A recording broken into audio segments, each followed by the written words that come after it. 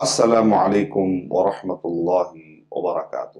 الحمد للہ رب العالمین والصلاة والسلام علی رسولہ کریم وعلی آلہ واصحابہ اجمعین، اما بعد۔ میں سب سے پہلے اللہ سبحانہ و تعالیٰ کا شکر بجا لاتا ہوں، بے پایہ درود و سلامتی ہو محمد مصطفیٰ صلی اللہ علیہ وسلم پر۔ محترم ناظرین کرام، آج انشاءاللہ میں آپ کے سامنے 10واں پارہ 10th جز کے بارے میں روشنی ڈالنے کی میں سعادت حاصل کر رہا ہوں۔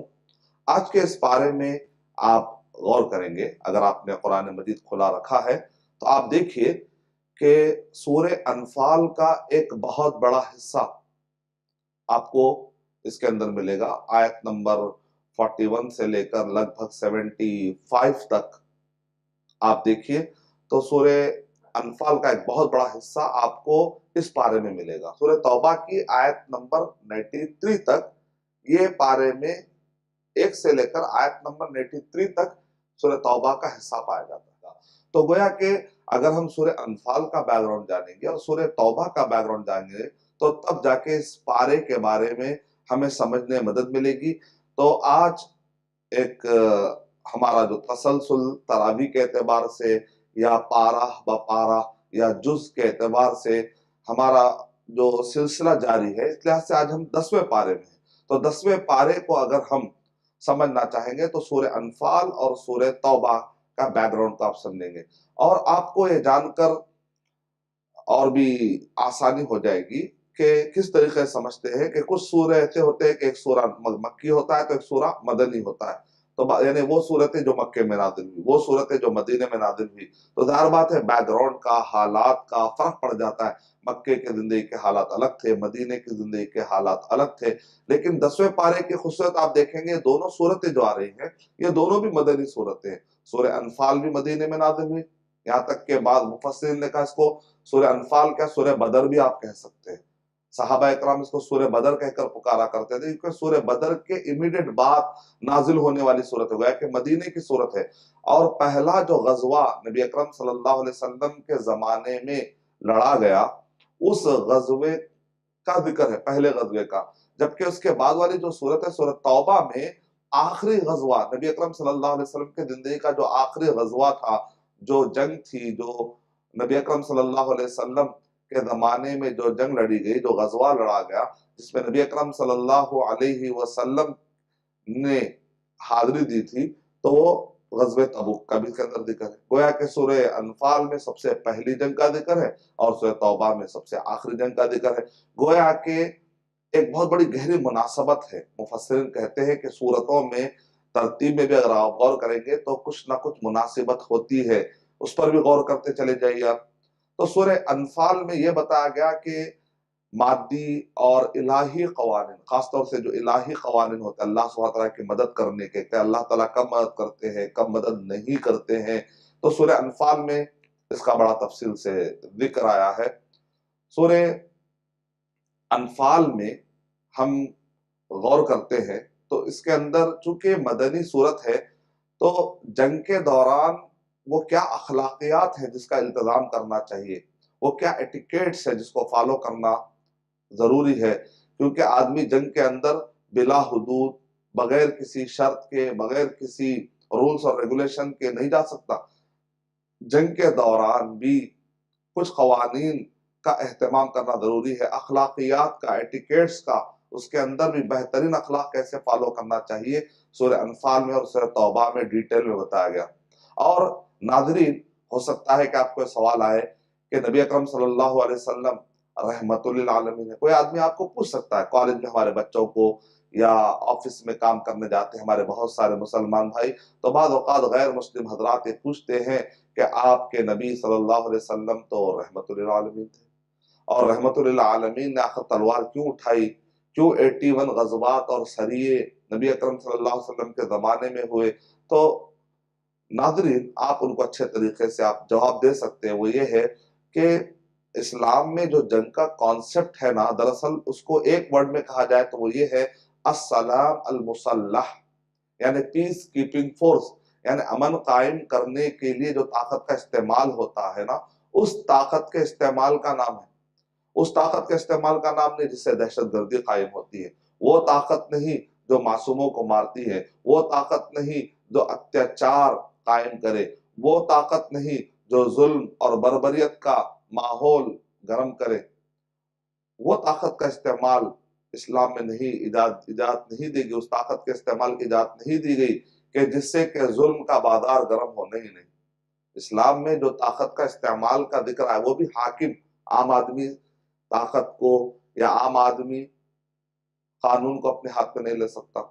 ایک آدمی سیلف ڈیفenس کرتا ہے تو اس کے مسائل الگ ہیں، لیکن وقت کا حاکم اگر کوئی پیس کیپنگ فورس والا معاملہ ہوتا ہے کہ امن کو قائم کرنے کے لیے معاشرے کے ڈاکوں کو اور چوروں کو اور اسی طریقے سے مظلوموں کو ستانے والے ظالم کے ہاتھ کو پکڑنے کے لیے اگر حاکم ایسی کوئی فورس اکٹھا کرتا ہے جس کے ذریعے سے معاشرے میں امن قائم ہو تو ایک اچھی چیز سمجھی جاتی ہے۔ اس فورس کے کانٹیکس میں اگر آپ سورہ انفال پڑھیں گے، سورہ توبہ پڑھیں گے تو آپ کو بغیر کسی اعتراضات کے یہ سورے صحیح معنی اور مطلب دیں گے۔ اگر آپ نبی اکرم صلی اللہ علیہ وسلم کی سیرت ہٹا دیں گے، اس زمانے کے ماحول ہٹا دیں گے، بیک گراؤنڈ ہٹا دیں گے اور ڈائریکٹ آپ پڑھیں گے تو یقیناً بہت سارے غلط فہم مبتلا ہو سکتے ہیں۔ ایک مرتبہ میرا سمپوزیم ہو رہا تھا ایک پنڈت کے ساتھ، تو وہ پنڈت نے برملا اظہار کیا اسٹیج پر، اس نے کہا کہ جب تک میں نے نبی صلی اللہ علیہ وسلم کی سیرت اور اس زمانے کے حالات کے کانٹیکس میں نے نہیں پڑھا تھا تو مجھے وہ آیتیں اور جس کے اندر فورس کا ذکر ہو رہا ہے، جنگ کا ذکر ہو رہا ہے، وہ آیتیں مجھے دہشت گردی کا معنی دینے لگی۔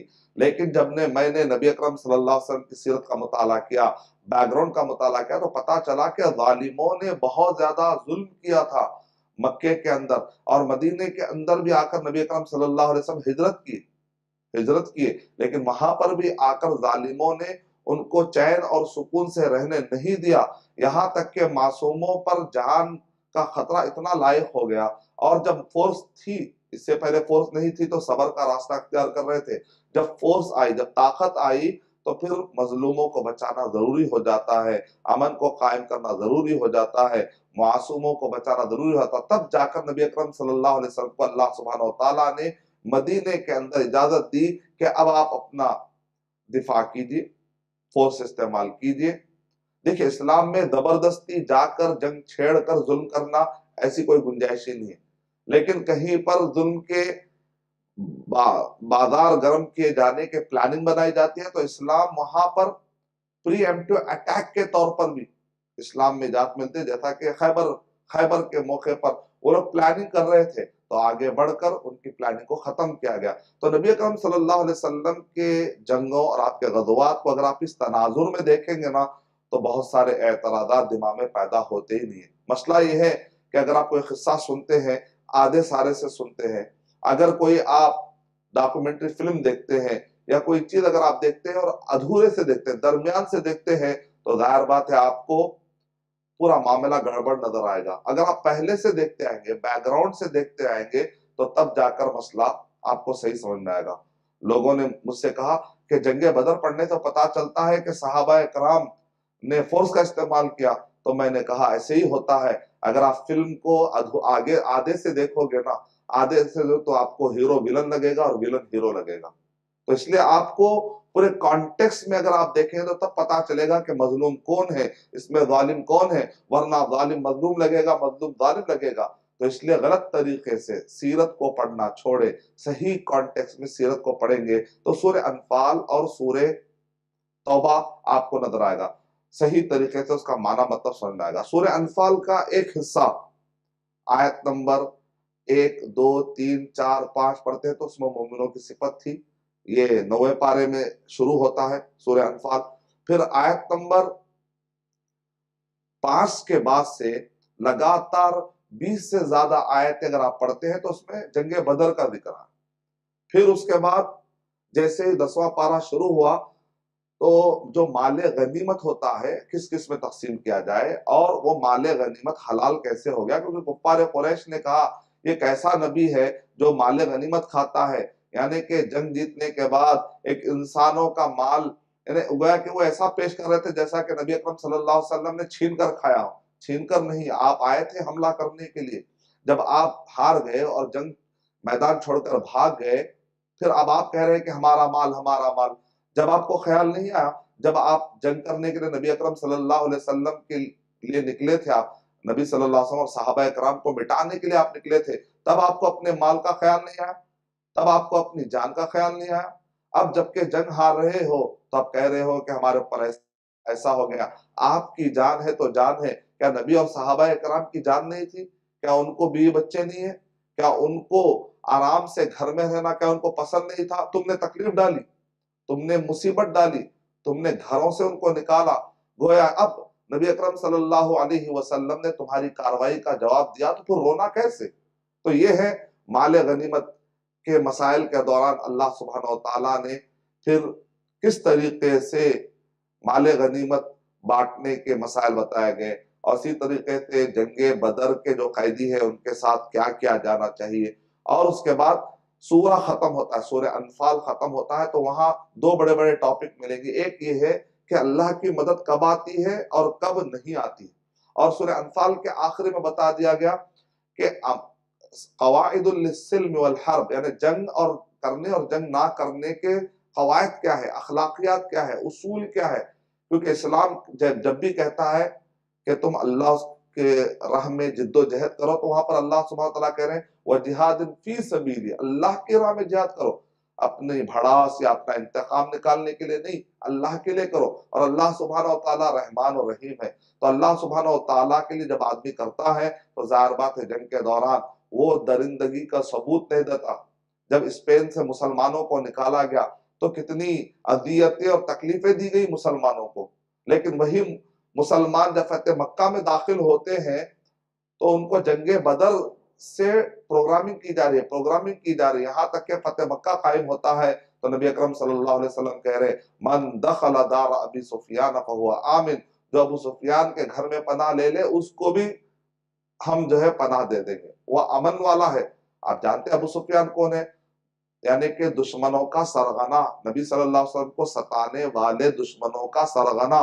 ایک دشمن کے بارے میں اتنا رحم جنگ کے دوران کیا جا رہا ہے، یہ دراصل کنٹرول کہاں سے آیا؟ قرآن اور صحیح احادیث میں. یعنی اللہ سبحانہ و تعالیٰ کی طرف سے جو نظام ہوتا ہے اس کے اندر ایک ہمدردی ہوتی ہے، اس میں رحم کا مادہ بھی ہوتا ہے. وہ مادیت کی بنیاد پر جنگیں نہیں ہوتی، بلکہ وہ حق کی بنیاد پر جو جنگیں ہوتی ہیں اس کے اندر پورے اخلاقیات کا خیال رکھا جاتا ہے. اس طریقے سے سورہ انفال کے اہم اہم ٹاپک کور ہوتے ہیں. پھر اس کے بعد سورہ توبہ شروع ہوتا ہے. سورہ توبہ میں بھی آیت نمبر 1 سے لے کر 24 تک اگر آپ دیکھیں گے تو وہاں پر آپ کو گفتگو ملے گی کہ اللہ سبحانہ و تعالیٰ شدید ناراض ہے منافقوں پہ، اور اسی طریقے سے وہ لوگ جنہوں نے معاہدے توڑ دیے.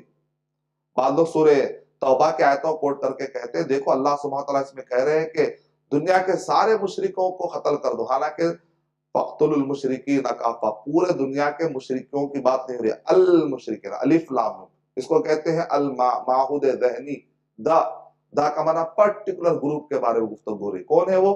جزیرۃ العرب کے پرٹیکولر مشرکین، وہ مشرکین جنہوں نے معاہدہ توڑا ہے ان کے بارے میں گفتگو ہو رہی.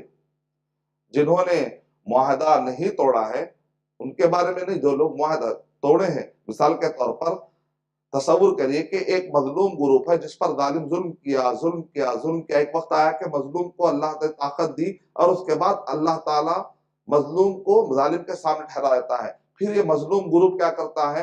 وہ ظالموں کو معاف کر دیتا ہے اور کہتا ہے چلو معاہدہ کر کے لے گزار لو، ایسا کرو کہ تم امن سے رہو، ہم بھی امن سے رہیں گے. اس کے باوجود بھی پھر یہ ظالم تھوڑی سی طاقت کا احساس ہوتا ہے، معاہدہ توڑتا ہے اور پھر حملہ کرتا ہے. تو بتائیے کہ آپ کیا کریں گے؟ نبی اکرم صلی اللہ علیہ وسلم کی زندگی میں یہی ہوا. مکے میں آپ مظلوم تھے، صحابہ اکرام مظلوم تھے. جب مدینے میں طاقت ملی، فتح مکہ ہوئی، نبی اکرم صلی اللہ علیہ وسلم نے معاف کر دیا. اس کے باوجود پھر وہ لوگ معاہدہ توڑتے ہیں. یعنی کہ ایک کھلی ہار ہونے کے باوجود بھی چند مشرکین نے جنہوں نے کلمہ نہیں پڑھا تھا انہوں نے پھر ظلم کا بازار قائم کرنے کی کوشش کی. تو ظاہر بات ہے معاہدہ توڑا. یہ پورا کانٹیکس نہیں پڑھتے اور اس کے بعد کہا جاتا ہے کہ دیکھو اللہ تعالیٰ جو نبی کو کیسے ابھار رہے ہیں قتل کرنے کے لیے. دنیا کے سارے قانون سیلف ڈیفense لینے کی اجازت دیتے ہیں. دنیا کوئی بھی کانسٹیٹیوشن انسان کو اپنے آپ سے دفاع کرنے سے نہیں روکتا۔ تو یہ الگ الگ قسم کے دفاع کے سسٹم تھے جو قرآن مجید میں ذکر کیے جا رہے ہیں، تو پھر اس پہ واویلا کیسا، پھر اس پر اعتراضات کیسے، اس پر ہم کو سوچنا چاہیے۔ اور آیت نمبر 24 میں اللہ سبحانہ و تعالیٰ نے اپنے غضب کا رخ خاص طور سے مسلمانوں کو خطاب کرتے ہوئے کہا کہ دیکھو یہ لوگ نااہل تھے، کفار قریش کو اب کعبے سے ہٹایا جا رہا ہے، اے مسلمانوں اب تم اہل ہو چکے ہو تو اہل بنو۔ اگر تم بھی اسی روش پر چلو گے جیسا بنی اسرائیل اس سے پہلے اللہ تعالیٰ نے کائنات میں فضیلت دی تھی، ان کو ریپلیس کیا گیا، کعبے پر اللہ سبحانہ و تعالیٰ نے ابراہیم علیہ السلام اور اسماعیل علیہ السلام کی پیروی کرنے والوں کو اللہ تعالیٰ نے عزت دی تھی، لیکن جب انہوں نے ابراہیم علیہ السلام اور اسماعیل علیہ السلام کے نقش قدم پر نہ چلتے ہوئے نافرمانی اور اللہ سبحانہ و تعالیٰ کی ناشکری، نعمتوں کی ناقدری، اور بس زندگی گزار رہے بس زندگی گزار رہے ہیں، نام اپنا مسلمان ہے، تو پھر ظاہر بات ہے تمہارے لیے بھی دیر نہیں لگے گی کہ اللہ تعالیٰ تم کو ریپلیس کر دے۔ اس ٹائپ کی گفتگو ہو رہی گویا کہ سورہ توبہ کے اندر اللہ سبحانہ و تعالیٰ کے غضب کا اظہار ہے۔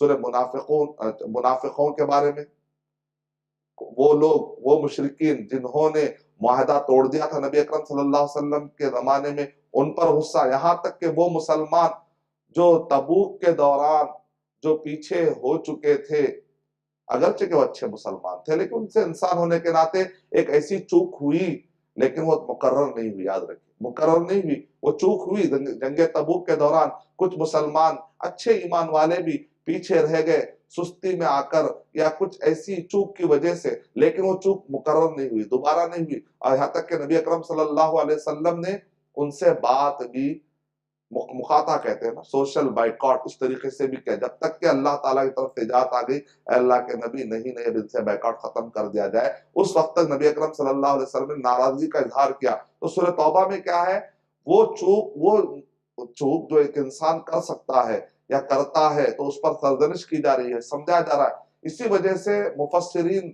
سے جب پوچھا گیا کہ آخر کیا وجہ ہے کہ سورہ توبہ کے شروع میں بسم اللہ الرحمن الرحیم، تو اس کے کئی جوابات آئے، لگ بھگ 24 کے قریب جوابات آئے، لیکن اس میں سے جو مشہور جواب ہے وہ یہ ہے کہ یہاں پر اللہ سبحانہ و تعالیٰ منافقین پر، نافرمانوں پر اپنے غضب کا اظہار کر رہے ہیں، تو بسم اللہ الرحمن الرحیم کا تقاضا ہے کہ رحم اور نرمی کا مطلب ہوتا ہے، یعنی کہ مطلب یہ ہوتا ہے کہ معاف کر دینا ہے اور رحم کا اظہار کرنا ہے، یہ تقاضا ہے بسم اللہ الرحمن الرحیم کا، الرحمن الرحیم۔ لیکن یہاں پر جو گفتگو چل رہی ہے وہ گفتگو تو یہ ہے کہ یہاں پر کسی کو ڈانٹا جا رہا ہے، تو ایسے وقت پر بسم اللہ الرحمن الرحیم کہنا، اس ڈانٹ کا مکمل اظہار اس وقت پر ہوگا جبکہ پوری طریقے سے ٹون کو مینٹین کیا جائے اور واضح طور پر اتمام حجت کر دی جائے کہ دیکھو یہ چیزیں نہیں چلیں گی، یہ چیزیں نہیں چلیں گی۔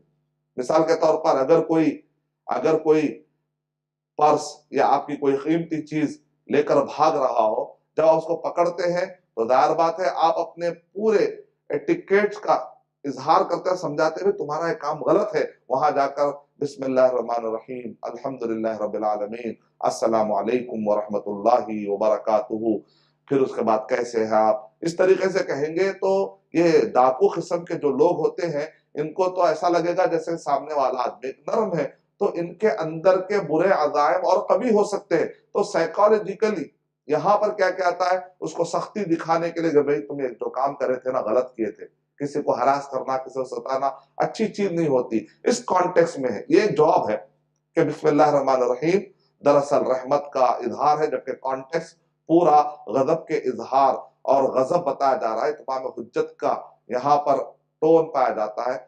اور دوسرا سیدھا جواب یہ ہے، چونکہ جبرائیل علیہ السلام نے نبی اکرم صلی اللہ علیہ وسلم کو یہ صورت ایسے ہی سنائی، نبی اکرم صلی اللہ علیہ وسلم نے صحابہ اکرام کو یہ صورت ایسے ہی سنائی، صحابہ اکرام نے صورت کو ایسے ہی نقل کر دیا۔ یہ جواب کو سب سے زیادہ مناسب سمجھا گیا، جو کہ دوسرا جواب ہے، لیکن پہلا جواب زیادہ مشہور اور معروف ہے۔ اور بھی کئی جوابات ہیں، لیکن جو سب سے ٹاپ جوابات ہوتے ہیں میں نے آپ کو بتلا دیے ہیں۔ تو سورہ توبہ کے اندر آیت نمبر 24 پہ پہنچتے ہیں، یعنی 90 ہجری میں جب حج فرض ہوا، نبی اکرم صلی اللہ علیہ وسلم حج کو نہیں گئے، آپ ابو بکر رضی اللہ تعالیٰ عنہ کو کہتے ہیں کہ جاؤ جا کر حج کا قافلہ لے کر جاؤ. پھر نبی اکرم صلی اللہ علیہ وسلم علی رضی اللہ تعالیٰ عنہ کو بھی جاتے ہیں.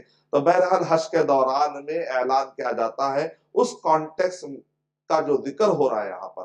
نبی اکرم صلی اللہ علیہ وسلم نے جو حج کیا وہ 10ویں سال آپ نے کیا. یعنی پہلے سال ابو بکر رضی اللہ تعالیٰ عنہ گئے، وہاں پر جب حالات اچھے ہو گئے، پوری طریقے سے پرسکون ہو گئے، کیونکہ نبی اکرم صلی اللہ علیہ وسلم جب حج کو آئیں گے تو مکمل مسائل بتانا ہے. اگر وہاں پر جنگ کے حالات قائم رہیں گے، وہاں پر اگر امن قائم نہیں رہے گا، تو حج جیسے ایک فریضے، ایک عظیم جو فریضہ ہے اس کے مسائل بتانا ہے. نبی اکرم صلی اللہ علیہ وسلم کو جب اطمینان ہو گیا، اللہ تعالیٰ کی طرف سے نبی اکرم صلی اللہ علیہ وسلم کو پوری طریقے سے اجازت مل گئی، تو نبی اکرم صلی اللہ علیہ وسلم نے بھی، یعنی استطاعت ہوتی ہے تو حج فرض ہوتا ہے، تو نبی اکرم صلی اللہ علیہ وسلم مکمل طور پر مسائل بتانے کے لیے جب آپ جائیں گے تو امن اتنا قائم ہونا چاہیے. جب امن مکمل طور سے قائم ہو گیا تو نبی اکرم صلی اللہ علیہ وسلم 10ویں ہجری میں جاتے. لیکن یہاں سورۃ توبہ جو نازل ہوا، یہ 90 جو واقعات ہے اس کا نوٹ اس کے اندر ہے. اور اسی طریقے سے غزوہ تبوک، غزوہ تبوک کا بھی اس کے اندر خاص طور سے ذکر ہے. گویا کہ آیت نمبر 24 میں اللہ سبحانہ و تعالیٰ مسلمانوں کو ڈانٹ رہے ہیں کہ اگر تم نااہل ہو جاؤ گے، محنت نہیں کرو گے تو تم کو بھی ریپلیس کر دیا جائے گا. آیت نمبر 1 سے لے کر 23 تک منافقین اور مشرکین کے وہ گروہ جو نبی اکرم صلی اللہ علیہ وسلم کے زمانے میں اطراف میں پائے جاتے تھے ان پر سرزنش ہو رہی. آیت نمبر 24 پہ مسلمانوں پہ سرزنش ہو رہی ہے. آیت نمبر 25، 26، 27، 28 میں غزوہ حنین کا بھی ذکر آیا ہے. اس کے بعد آیت نمبر لگ بھگ 37 تک غزوہ حنین کا ہے. آیت نمبر 37 سے لے کر 37 سے لے کر آیت نمبر 127 تک غزوہ تبوک. غزوہ تبوک کن حالات میں قائم ہوئی؟ غزوہ تبوک جتنے بھی جو جنگیں ہیں، حنین ہو، چاہے بدر ہو، احد ہو، یہ جزیرۃ العرب میں پائے جانے والے دشمنوں سے ریلیٹڈ جنگ تھی. لیکن غزوہ تبوک کا تعلق اس سے روم سلطنت، یعنی نبی اکرم صلی اللہ علیہ وسلم جہاں جزیرۃ العرب میں بھیجے گئے، رائٹ سائڈ پر فارس کی حکومت جو آج 17 کنٹریز میں سپلٹ ہوئی، اتنی بڑی حکومت، اور لیفٹ سائڈ میں اوپر روم کی حکومت جو آج تقریباً 37 کنٹریز میں سپلٹ ہوئی ہے. تو یہ جو روم تھے ان کے سیریا تک اثرات تھے. ان کے جس کو آپ کہتے ہیں چمچے یا ان کے چاپلوسی کرنے والے جو تھے سیریا تک پائے جاتے تھے. اور ادھر مصر میں گویا کہ مصر، سیریا اور اوپر روم، یہ پورا جو حصہ ہے اٹلی تک، یہ پورا حصہ روم کے ہاتھ میں تھا. اور نبی اکرم صلی اللہ علیہ وسلم کو اطلاع مل رہی تھی کہ اب ان کو حسد ہو رہا ہے، کیونکہ نبی اکرم صلی اللہ علیہ وسلم کو جزیرۃ العرب میں اچھا خاصا پاور مل چکا ہے. تو ان کے پلاننگ کا نبی اکرم صلی اللہ علیہ وسلم کو علم ہوا کہ اب یہ روم کے لوگ کوشش کر رہے ہیں کہ یہ جو نئی طاقت ابھر رہی اس طاقت کو ختم کر دیا جائے. تو بہرحال جنگ معطا، پھر اس کے بعد غزوہ تبوک، اسی کی بعد میں جنگ یرموک، بعد میں بیت المقدس فتح ہوتا ہے. یہ ایک مسلسل چین ہے. اس میں جو تبوک کا جو واقعہ پیش آیا سورہ توبہ میں، اس کا بھی ذکر کر دیا گیا. اس طریقے سے آیت نمبر 92 تک پہنچنے تک، سورہ توبہ کے آیت نمبر 1 سے لے کر 92 کو پہنچیں گے تو 10واں پارہ ختم ہوتا ہے. پھر اس کے بعد کچھ آیتیں اور آتی ہیں 11ویں پارے میں. انشاءاللہ ہم 11ویں پارے میں تفصیلات لیں گے. خلاصہ کلام یہ ہے کہ 10ویں پارے کے اندر 2 سورتوں کے حصے ملتے ہیں. ایک ہے سورہ انفال کا حصہ اور سورہ توبہ کا ایک بہت بڑا حصہ. دونوں بھی مدنی سورتیں ہیں اور دونوں کے اندر بھی اللہ سبحانہ و تعالیٰ نے مال غنیمت کے مسائل، جد و جہد کرنے کے مسائل، اپنے سیلف ڈیفنس کے مسائل. سورہ انفال میں سیلف ڈیولپمنٹ کے مسائل ہیں، سورہ توبہ کے اندر سیلف ڈیفنس کے مسائل ہیں. اخلاق کے دائرے میں رہ کر، قانون کے دائرے میں رہ کر آدمی اپنا سیلف ڈیفنس کیسے لے سکتا ہے، یہ سارے تفصیلات ہم کو سورہ انفال اور سورہ توبہ کے اندر ملتے ہیں. انشاءاللہ اگلے ویبیسوڈ میں ہم 11ویں پارہ، 11ویں جز کے بارے میں تفصیلات حاصل کریں گے انشاءاللہ. میں اللہ تعالیٰ سے دعا کرتا ہوں کہ اللہ سبحانہ و تعالیٰ مجھے اور آپ سب کو قرآن مجید میں غور و فکر کرنے اور اپنے زندگی کے لیے پند و نصائح، ایڈوائسز، سجیشن اور ہدایت دینے کے اللہ توفیق عطا فرمائے. آمین. وآخر دعوانا ان الحمد للہ رب العالمین. السلام علیکم ورحمۃ اللہ وبرکاتہ.